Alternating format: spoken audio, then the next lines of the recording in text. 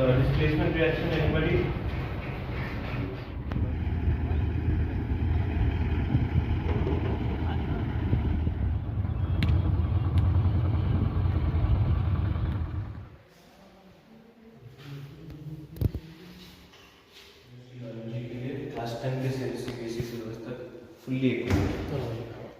और हिमाचल के तमाम तर दर्शकों का फिर से एक बार स्वागत है। इस वक्त हम मौजूद है TDA ताराचंद धानुका एकेडमी। पिछले साल आप लोगों ने यहाँ का वीडियो देखा था, आप लोगों को अच्छा भी लगा था। तो इस साल हम लोग 2024 और 25 सेशन की बात करेंगे। सेशन में हमारे साथ स्कूल के डायरेक्टर राजदीप जी जुड़ेंगे, उनसे जानेंगे कि इस सेशन में लोग क्या कुछ खास करने जा रहा है और आप लोगों के लिए क्या कुछ तोहफा लेके आ रहा है। तो हमारे साथ राजदीप सर जुड़ रहे हैं, आइए स्वागत करते हैं।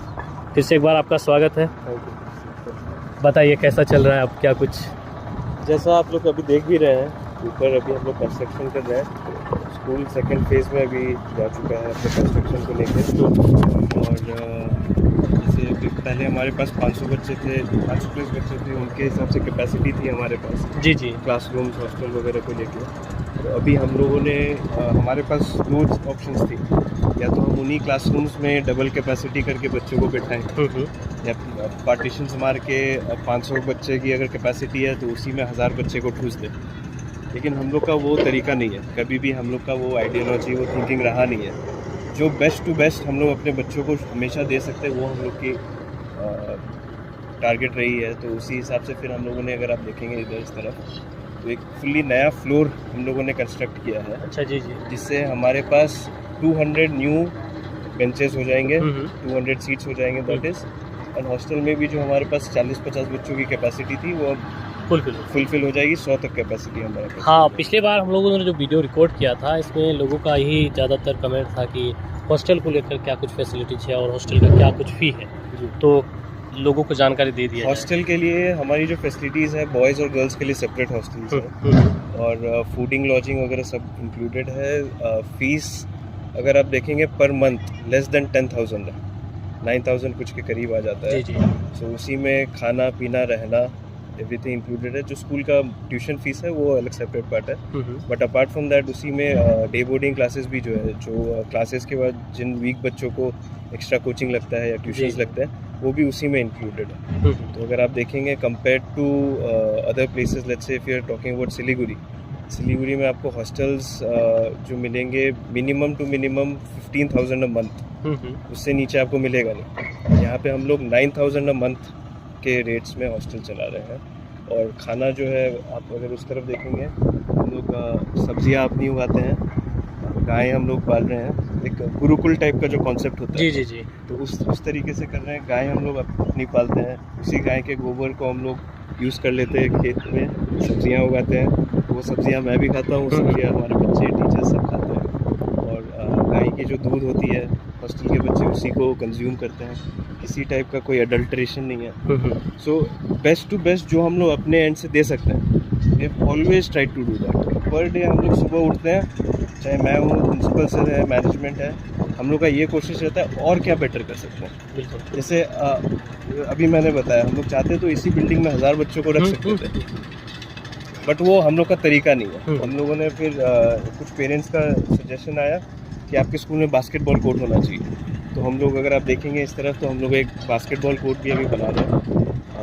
फाउंडेशन वर्क सारा हो गया, अभी खाली पोस्ट लगना, पेंट होना और जाली का काम होना बाकी है। और नया सेशन जो हम लोग का 15 अप्रैल से चालू होगा, 2024-25 का एकेडमिक सेशन, तो उससे पहले हम लोग ये बास्केटबॉल कोर्ट को भी फुल्ली रेडी करेंगे, ऊपर टॉप फ्लोर को भी फुल्ली रेडी करेंगे, क्लासेस, बिल्डिंग फुल पेंट होके, बाउंड्री वॉल फुल पेंट होके। So basically Tarachand Dhanuka academy 2.0, जो सेकंड फेज जिसको बोलते हैं, 2024-25 में शुरू होगी। 2024-25 में शुरू हो जाएगी। 2018 में खुल के विदिन 6 ईयर्स सेकंड फेज में आ जाना किसी भी स्कूल का। जी जी। ये जनरली देखा नहीं जाता है, कम से कम 10-15 साल लगता है सेकंड फेज में किसी भी स्कूल को जाने में। सो ये सारी चीज़ें हैं, बच्चों की मेहनत है, टीचर्स की मेहनत है, सब मिलके कंट्रीब्यूट कर रहे हैं, that is why it happens. पिछले साल हालांकि इस जानकारी आप दिए थे कि जो स्कूल का जो इंफ्रास्ट्रक्चर है उसके अलावा जो हम लोग का जो एक्स्ट्रा जो करिकुलम होता है उन सब चीज़ों पर जो है हम लोग आगे फोकस करेंगे और बढ़ाएंगे। तो इस बार क्या कुछ पढ़ाने का प्रयास चल रहा है? योगा जो हम लोग का होता है, योगा इंस्ट्रक्टर हम लोग के आते हैं, वो योगा पे PhD भी किए हुए हैं, इनफैक्ट कर रहे हैं अभी, सॉरी। और योगा क्लासेस हमारी हर मंडे को होती है। कराटे स्पेशलाइज्ड कोच हमारे आते हैं जो वेडनेसडेज को कराते हैं। उसके अलावा डांस, म्यूज़िक वगैरह है। इस बार हम लोग career counselling and general counselling, psychological हो, करियर हो, मेंटल वेलबींग हो, इन सारी चीज़ों के लिए एक काउंसलर मैम को हम लोगों ने ऑन बोर्ड किया अपने टीम में। तो मैम आएंगी हर थर्सडे, आई थिंक थर्सडे या फ्राइडे, हर वीकली बेसिस पे, और सारे बच्चों को, सारे क्लासेस को वो टच करेंगी। एक पीरियड सब क्लासेस को मिलेगा। तो उसमें जैसे आप दिल्ली के जो गवर्नमेंट स्कूल्स हैं, जी जी, उसमें एक हैप्पीनेस करिकुलम की कार्यक्रम शुरुआत की गई थी। And it's a very good curriculum, और UN में भी उसके बारे में काफ़ी बातें हुई, डिस्कशंस हुई, उसको प्रेज़ किया गया। सो जो मैम हम लोग के साथ आएंगी, चंदा मैम, उनके साथ हम लोगों ने वो हैप्पीनेस करिकुलम को भी इंटीग्रेट करने की काम किए। तो अब फॉर एग्जांपल कोई क्लास 6 का बच्चा है, जी जी, जो हफ्ते में 40-45 पीरियड्स मैथ्स पढ़ता है, साइंस पढ़ता है, इंग्लिश पढ़ता है, हिंदी पढ़ता है, कंप्यूटर पढ़ता है, सोशल स्टडीज़ पढ़ता है, एक आध classes drawing, music, yoga, karate की हो गई, कुछ क्लासेस गेम्स की हो गई। तो उन सब चीज़ों में हम लोग ऐसा चाह रहे हैं कि एक पीरियड, वैसा गेम्स तो सारे बच्चे खेल के खुश हो जाते हैं, बट हम लोग एक ऐसा भी पीरियड बनाना चाह रहे हैं उस काउंसलिंग क्लास को, जिसमें बच्चे अपने अंदर के एक्सप्रेशंस को, फीलिंग्स को जाहिर कर सकते, मतलब आगे रख सकें। जी जी। So it's very common these days that we are seeing बच्चों में नेगेटिव इन्फ्लुएंसेस के कारण, प्रेशर के कारण, पढ़ाई के प्रेशर, पीयर प्रेशर के कारण मेंटल प्रॉब्लम्स होना, डिप्रेशन की चीज़ें हो गई, सुसाइड्स होते हैं, बहुत सारी अदर चीज़ें हैं। तो क्योंकि ये क्या होता है, एक टाइप का प्रेशर, एक बर्डन बच्चों के अंदर वो रहता जाता है, वो बच्चा कहीं पे एक्सप्रेस नहीं करता है। So then all of these things happen. So उस हैप्पीनेस क्लास में हम लोग क्या करेंगे, बच्चे को पहले खोलना पड़ेगा कि वो खुले, अपने एक्सप्रेशंस, अपने फीलिंग्स को बयां करे। जी जी। And that is how he और शी कैन लाइटन हिमसेल्फ और हरसेल्फ। तो ठीक है, पढ़ाई लिखाई है, बट अंदर से भी बच्चा कैसे खुश हो सकता है अपने सराउंडिंग्स में। अब किसी का सराउंडिंग बहुत अच्छा होता है, किसी का सराउंडिंग उतना अच्छा नहीं है, जी जी, बट फिर भी उन परिस्थितियों में भी कैसे वो अपने आप को खुश रख सकता है, जी जी, कैसे अपने फीलिंग्स को, अपने एक्सप्रेशंस को बेटर कर सकता है, उन चीज़ों के बारे में भी वो classes. So I am very much excited about that. एक वो है स्पेशल प्रोग्राम, एक और हम लोग री इंट्रोड्यूस कर रहे हैं, जो एक कोविड के टाइम पे हम लोगों ने किया था, इंटरेक्शन विद ग्लोबल सिटीजन्स। तो interaction with global citizens Covid के टाइम में ऑनलाइन क्लासेस के दौरान हम लोगों ने किया था। एक आइडिया आया था, क्योंकि मेरे कई सारे दोस्त हैं जो इंडिया के बाहर, यूरोप में है, US में है। तो उनसे मैंने बात की, उनसे रिक्वेस्ट किया कि आप मेरे बच्चों से बात करो, स्कूल के बच्चों से, just let them know what your culture is, talk about their culture. आपको बच्चों के साथ जो भी शेयर करना है, अपने एक्सपीरियंसेस, अपने कल्चर के बारे में आप बात कीजिए। So that was a very good program. बच्चों ने काफ़ी उसको एंजॉय भी किया। उस टाइम पे हम लोग के साथ US से, डेनमार्क से, चेक रिपब्लिक से और फिलीपींस से, इन 4 कंट्रीज से ग्लोबल सिटीजन्स जिनको हम बोलते हैं, जो सिर्फ उस कंट्री के सिटीजन नहीं है, वो अपने आप को एक ग्लोबल सिटीजन कंसिडर करते हैं, उनसे बच्चों की इंटरेक्शन करवाई। That was a very good program. So we are bringing it again this year. इस बार हम लोग चाह रहे हैं कि स्पेन, जर्मनी, इटली और इन अदर कंट्रीज से भी मेरे जो अदर कॉन्टैक्ट्स हैं उनके साथ बच्चे इंटरेक्ट करें। सो बेसिकली ये होता है कि उनको समझ में आता है कि दुनिया सिर्फ स्कूल का बाउंड्री वॉल और घर का बाउंड्री वॉल नहीं है। जी जी, बिल्कुल। दुनिया सिर्फ ठाकुरगंज और उसके आसपास का 10 किलोमीटर रेडियस नहीं है जी, दुनिया बहुत बड़ी है। तो इंटरेक्शन से हमने पाया भी है, बच्चों के अंदर एक सबकॉन्शियस साइकोलॉजिकल चेंज होता है। जी जी, वो रिकग्नाइज करना चालू करता है कि सोच का दायरा बदलता है। एग्जैक्टली, पर्सपेक्टिव्स वाइडन होती है। मतलब बच्चे जो लिमिट्स होते हैं वो चैलेंजेस हो जाते फोकस करने में आगे जाते हैं। तो लिमिट्स वो ब्रेक करना चाहते हैं, वो आगे की सोचते हैं। तो it makes them a global citizen at the end of the day. तो वो इंटरेक्शन विद ग्लोबल सिटीजन हम लोग वापस ला रहे हैं प्रोग्राम। हमारा जो स्मार्ट क्लासेस हैं, उन स्मार्ट क्लासेस को हम लोग VC वीडियो कॉन्फ्रेंसिंग लैब्स में कन्वर्ट कर रहे हैं, तो उसी में वो बच्चे बात करेंगे फॉरेन सिटीजन से।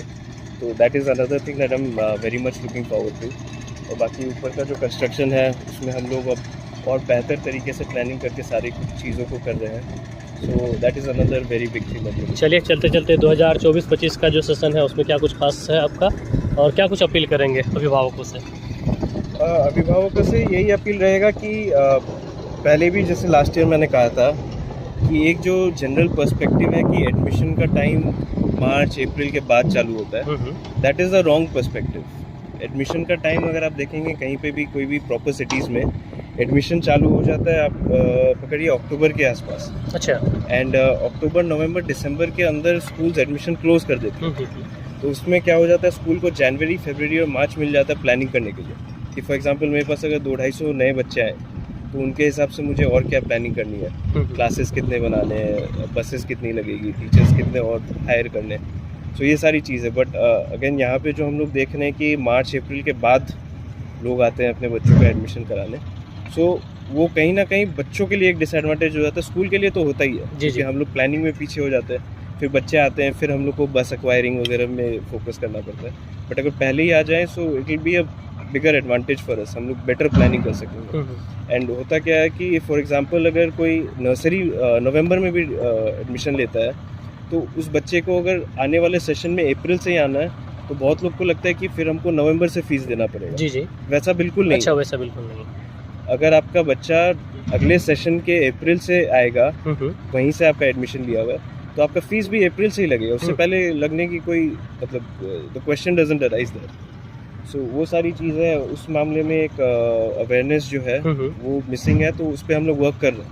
हम लोग बीइंग अ स्कूल इन ठाकुरगंज, हम लोग का सिर्फ ये नहीं है कि ठाकुरगंज के बच्चों को एजुकेट करना है, समाज को लेके चलना है, मतलब educating the parents, the people of Thakurganj together with them.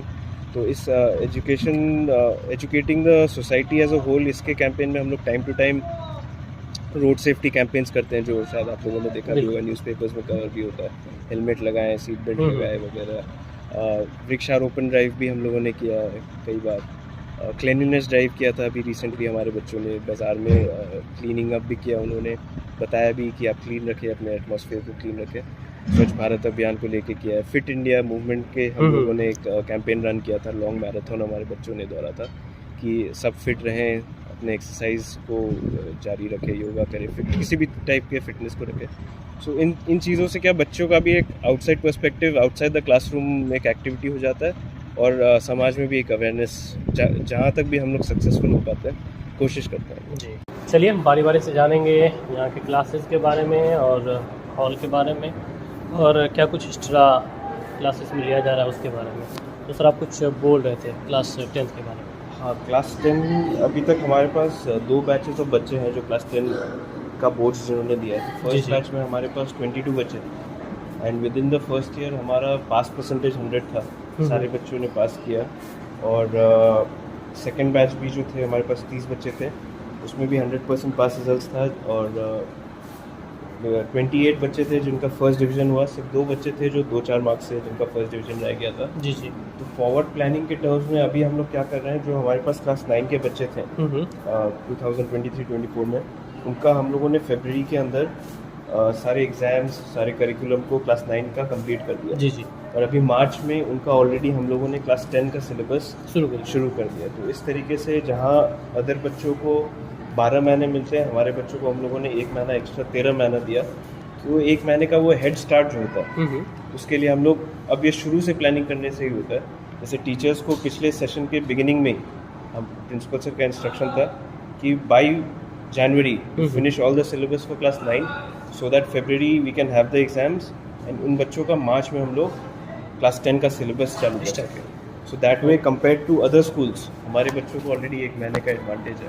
So better preparation होगा, बेटर रिजल्ट्स होगा। अभी इस साल भी जो हमारे क्लास 10 के बच्चे बोर्ड्स में बैठे हैं, तो हम लोग एक्सपेक्ट कर रहे हैं कि काफ़ी बच्चे 95+ जाएंगे, और 100% पास रिजल्ट तो बच्चों ने मेहनत किया है, तो we are looking positive towards it. और टीचर्स ने भी मेहनत की है, so we are very much looking forward to the results this. तो पठन पाठन में आपके यहाँ पे अभी 12वीं का भी बच्चा है क्या? जी जी जी, इस 12वीं में इस बार हमारे पास गए हैं बच्चे, 4-5 बच्चे हैं जो कॉमर्स में हैं। सो वो अभी 12th के लिए कोई भी हमारा बच्चा बोर्ड्स दिया नहीं है। जी जी। ये नया बैच इस बार जो जाएगा 2024-25 में 12th के बोर्ड्स देंगे बच्चे। एंड 4-5 बच्चे हैं और इन पे स्पेशलाइज्ड टीचर्स हैं कॉमर्स के, जो सिर्फ इन 4 बच्चों के लिए, सिर्फ 4 बच्चों के लिए specialised teachers for commerce, economics, accountancy, business studies, maths, IP, English, Hindi, सब सब्जेक्ट्स के लिए मास्टर्स क्वालिफाइड टीचर्स हैं और सिर्फ 4 बच्चों के लिए हम लोगों ने किया। यही जो हम शुरू से बोल रहे हैं कि बच्चों के लिए जो बेस्ट हो सकता है, even if it is at the cost of the trust, at the cost of the school, वो आप लोग दे रहे हैं जी। तो फिलहाल आप पीछे ये देख सकते हैं ये, और इसके अलावा यहाँ पे आपका क्लास 10 से शुरू होकर के सारा क्लास जो है फिलहाल ऊपर ही लिया जा रहा है। नीचे कंस्ट्रक्शन का वर्क हो रहा है, इसके अलावा ऊपर भी कंस्ट्रक्शन का वर्क हो रहा है। कंप्यूटर लैब है, उसके अलावा लाइब्रेरी है। लाइब्रेरी शायद पिछले साल हम आप लोगों को दिखाए थे, और साथ ही साथ कुछ लैब आप लोग और बनाना चाह रहे थे, है ना? जी, लैब्स में मैथ्स लैब हो गया, मैथ्स लैब हम लोगों ने इंट्रोड्यूस किया है, और स्मार्ट क्लासेस को हम लोग voice conferencing, video conferencing lab में भी कन्वर्ट कर रहे हैं। जी जी। तो ये सारी चीज़ें हो रही है।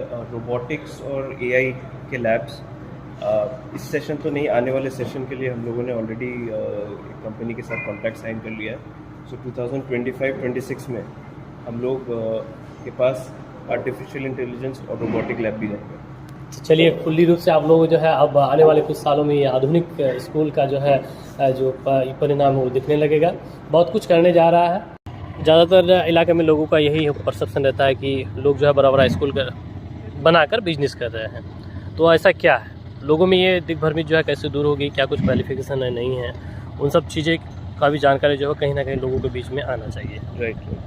तो हमारी जो स्कूल है ताराचंद धानुका एकेडमी, तो मेरे जो ग्रैंडफादर है ताराचंद धानुका जी, उनका सपना था बहुत शुरू से, जब 2005 में जस्टिस सच्चर कमेटी ने कहा था कि किशनगंज ज़िला जो है among the lowest literacy rates district में आता है रैंकिंग में ऑल अक्रॉस इंडिया। जी। तो उनका उसी टाइम से सपना था कि एक स्कूल खोला जाए यहाँ के बच्चों के लिए, यहाँ के अभिभावकों के लिए। हम घर के हम लोग जितने भी बच्चे थे, हम लोग की एजुकेशन बाहर से हुई, तो उनका ये कहना था कि यहाँ पे अगर लोकली हम लोग का कोई क्वालिटी स्कूल होता तो बच्चों को क्लास 1-2 में हम लोग को बाहर नहीं भेजना पड़ता। So with that thought finally जब ऊपर नसीब में लिखा हुआ था तभी होता है। तो स्कूल बनी 2017 में, फाउंडेशन स्टोन हुआ, 2018 से चालू हुई, 2020 में विद इन 2 ईयर सीबीएसई का क्लास 10 तक का एफिलिएशन हो गया, और 1 साल के अंदर 2021 तक अप टू 12 भी एफिलिएशन हम लोग हो गया। सो ये स्कूल जो है एक ट्रस्ट चलाती है, ट्रस्ट में मेंबर्स है जो सिर्फ फैमिली से नहीं है, बाहर के मेंबर्स है, पेरेंट्स है बहुत सारे जो हम लोग के साथ है। मीटिंग्स होती है हमारी, पेरेंट्स से सजेशन ली जाती है, टीचर्स से सजेशन ली जाती है, कुछ चाइल्ड रिप्रेजेंटेटिव है, स्टूडेंट रिप्रेजेंटेटिव है, वो भी बताते हैं, कुछ सोशल वर्कर्स है वो भी है हमारे ट्रस्ट में, स्कूल मैनेजिंग कमेटी में, गवर्नमेंट स्कूल्स के टीचर्स भी है कुछ जिनसे हम लोग राय विचार लेते हैं। So all of that is happening. And जहाँ तक मेरी पर्सनल क्वालिफिकेशंस की बात है, तो बाहर ही हम लोग की एजुकेशन हुई। शुरू से क्लास 1 तक मैं ठाकुरगंज के प्रज्ञा ज्योति स्कूल में ही था। उसके बाद फिर मैं बाहर गया। क्लास 10 में मेरी उस टाइम पे सीबीएसई ने सीजीपीए सिस्टम कर दिया था, तो सीजीपीए में 1 to 10 का स्केल हुआ करता था। उस टाइम पे क्लास 10 में मेरा सीजीपीए 10 आया था, जो अगर ट्रांसलेट करें परसेंटेज वाइज में तो 95% प्लस रहता है। वो हुआ। फिर 11-12 में मैं आर्ट्स लेना चाहता था, तो बट हमारे स्कूल के जो प्रिंसिपल थे उन्होंने कहा कि तुम साइंस लो और it will be better for you. So I chose science stream after a lot of deliberation. और 12 में भी मेरे बोर्ड्स में 95.5% थे। सो आफ्टर दैट शुरू से मन था मेरा कि दिल्ली यूनिवर्सिटी जाऊँ, वहाँ पे पढूँ। तो वहाँ जाके फिर मैंने पढ़ा किरोड़ीमल कॉलेज में। तो दिल्ली यूनिवर्सिटी में, जो इंडिया के one of the best colleges में जिसकी गिनती होती है, और गवर्नमेंट कॉलेज है। It's a very nice institution, premier institution है। इंडिया के बहुत बड़े बड़े हस्तियाँ वहाँ से पढ़े हुए, वहाँ के एलुमनाई हैं, बहुत सारे स्टेट्स के CMs वहाँ से पढ़े हुए हैं, इंटरनेशनल स्टूडेंट्स वहाँ से पढ़े हुए, एक्टर्स, सेलिब्रिटीज़, पर्सनालिटीज़। सो वहाँ पे मेरी कॉलेज की पढ़ाई हुई। फिर मैं 1 साल के लिए यूरोप चला गया था पढ़ने, फर्दर स्टडीज़ के लिए। तो यूरोप गया तो जो इंडियन एजुकेशन सिस्टम है और वेस्टर्न एजुकेशन सिस्टम है, उसमें जो डिफरेंसेस दिखे बहुत अलग, और बट डिफरेंसेस से ज़्यादा बेस्ट प्रैक्टिसेस जिसको बोलते हैं, कि ऐसा नहीं है कि वहाँ पे सब कुछ बहुत अच्छा होता है और ऐसा भी नहीं है कि इंडिया में सब कुछ बहुत ख़राब होता है। यहाँ पे भी बहुत सारे अच्छे प्रैक्टिसेस हैं और वहाँ पे भी बहुत सारे अच्छे प्रैक्टिसेस हैं। तो मैंने ये कोशिश किया कि वहाँ के बेस्ट प्रैक्टिसेस और इंडिया के बेस्ट प्रैक्टिसेस को कैसे हमारे स्कूल ताराचंद धानुका एकेडमी में लाया जा सके। अच्छा। तो वहाँ पे जैसे यूरोप में हम लोग का क्या होता था, हम लोग तो एग्ज़ाम्स देते थे, हम लोग टेस्ट देते थे, but at the same time हम लोग टीचर्स को भी टेस्ट देना पड़ता था और हम लोग ग्रेड करते थे। सेम टाइम हम लोग टीचर्स को ग्रेड करते थे। फॉर एग्जांपल इस पेपर के टीचर के क्लासेस में आपको कितना अच्छा लगता है, किस टाइप का होमवर्क है, उनके एक्सप्लेनेशन के पैटर्न का क्या है, उनके एक्टिविटीज़ का क्या आपका रिव्यू है। सो एक क्वेश्चनियर हम लोग को मिलता था। तो हम लोग बेसिकली वो होता था टीचर का टेस्ट, और जो टीचर उस टेस्ट को क्वालिफाई नहीं करता था हम लोग को फिर यूनिवर्सिटी दूसरा टीचर देती। So we have that here also. तो एक स्टूडेंट रिव्यू ऑफ टीचर्स होता है जो हम लोग साल में इधर 2 बार कराते हैं with the students, class 6 and up, अपने स्कूल में। तो बच्चे टीचर्स को मार्क्स देते हैं। अच्छा। कि इस टीचर ने मुझे होमवर्क अच्छा दिया, नहीं दिया, कभी ख़राब दिया, कॉपी चेकिंग मेरा ठीक से टीचर करता है नहीं करता है, क्लासेस में इस टीचर के मुझे मज़ा आता है कि नहीं आता है, टीचर इंटरेस्टिंग क्लास को बनाता है कि नहीं, हमारे क्लास में टाइम वेस्ट होता है कि नहीं। तो सारी एक 18 क्वेश्चंस की एक क्वेश्चनियर है। सो उसमें फिर हम लोग वो सारा डेटा आता है प्रिंसिपल सर के पास। प्रिंसिपल सर उसको वैल्यूएट करते हैं कौन से सब्जेक्ट के कौन से टीचर्स हैं। फिर उसमें टीचर्स को नोट्स दिए जाते हैं कि आप इस पे वर्क कीजिए, आप इस पे वर्क कीजिए। और हमारे टीचर्स यहाँ जो भी है विदाउट BEd या विदाउट DLEd, हम लोग टीचर्स जैसा कि स्टेट गवर्नमेंट, चाहे वो बिहार गवर्नमेंट हो या फिर CBSE हो, विदाउट BEd या विदाउट DLEd टीचर्स को रख नहीं सकता हम लोग। तो हम लोग के पास जो भी टीचर्स है या तो BEd टीचर्स है या DLEd टीचर्स है, और उनका भी हम लोग इस तरीके से स्क्रीनिंग करते हैं। स्टूडेंट रिव्यू ऑफ टीचर्स के बाद जो डेटा आती है, फिर प्रिंसिपल सर उनको नोट्स देते हैं कि आप इस पे वर्क कीजिए, इस पे वर्क कीजिए। और उसके बाद भी जिन टीचर्स का हम लोग को फीडबैक बेटर नहीं, इम्प्रूवमेंट नहीं दिखता है, then we look for new teachers. तो ये सारी चीज़ें भी हैं। सो बेसिकली जो बेस्ट टू बेस्ट हो सकता है हमारे बच्चों के लिए, वो हम लोग स्ट्राइव करते हैं। अब जैसे वही सेम एग्जांपल मैं रिपीट करूँगा, इस बिल्डिंग में अभी 1000 बच्चे हुए, हम लोग आराम से एक्यूमुलेट कर सकते हैं। बट हम लोगों ने सोचा कि वो जो पैक्ड गैदरिंग होता है वो हम लोग को करना है। क्लासेस में अच्छे तरीके से लाइट आना चाहिए, अच्छे वेंटिलेशन में होना चाहिए। बच्चों को वैसा नहीं लगना चाहिए कि किसी कोचिंग सेंटर के अंदर हम लोग को ठूस के रख दिया गया। एक लर्निंग एनवायरनमेंट जो है, एक अच्छे से हवा आना, क्लास में लाइट आना, all of those things have also been taken consideration. So basically जो ट्रस्ट जो चलाती है स्कूल, यही पर्सपेक्टिव हमेशा से रहा है कि बेस्ट टू बेस्ट क्या किया जा सकता है बच्चों के लिए, वही हम लोग को करना है। तो ये थे हमारे साथ ताराचंद धानुका एकेडमी के डायरेक्टर राजदीप जी, जिसे आप सुन रहे थे। 2024-25 एकेडमिक ईयर जो है शुरू होने वाला है, इससे आप सारी जानकारी सुन लिए। और हालांकि जो भी आप लोगों के अंदर परसेप्शन है या फिर कोई नेगेटिविटी फैला हुआ है, तो हर साल हम लोग कहीं ना कहीं जो है इस स्कूल में आते हैं, जो भी आपका सवाल होता है वो डायरेक्टर सर से किया जाता है और आपको उनका जवाब भी मिलता है। तो जवाबों से आप कहीं ना कहीं संतुष्ट होंगे। तो आप एक बार स्कूल कैंपस का विजिट कीजिए। बहुत कुछ जो है यहाँ बड़ा होने जा रहा है और आगे की जो तैयारियां हैं वो बड़े पैमाने पर है। तो कम से कम एक बार आप विजिट करके देखिए और यहाँ पे आके एक बार आप डायरेक्टर से मुलाकात करके देखिए। जो भी आपके अंदर का परसेप्शन है या फिर नेगेटिविटी है, वो कहीं ना कहीं दूर हो जाएगी।